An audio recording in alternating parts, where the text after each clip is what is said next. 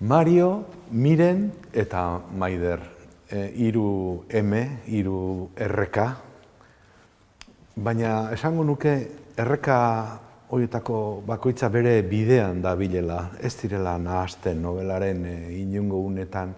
Ez alzaizu iruditzen hori hain justu ipuinetik zatozelako gertatzen dela?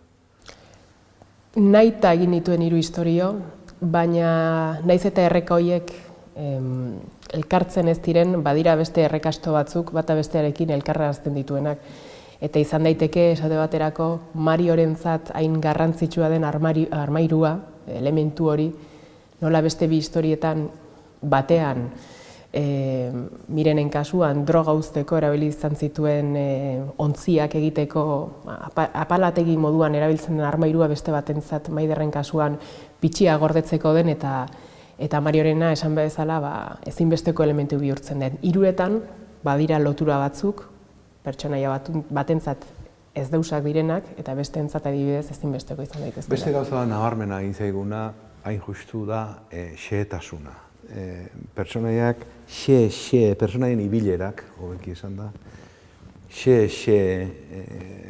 erabiltzen dituzu.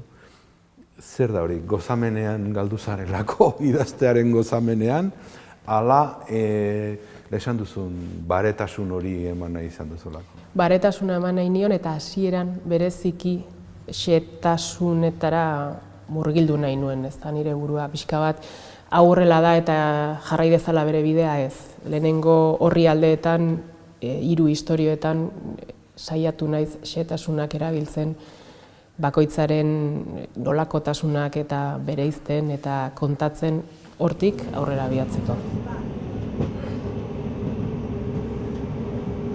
Geltokietako izenak irakurtzen dituenean, zimikoa zabaltzen zaio bihotzean. Taupadak eztarriraino iristen zaizkio.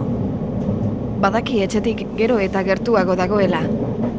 Baina hurbilako egonagatik, ez daki nola dauden etxekoak, barrideak eta herria.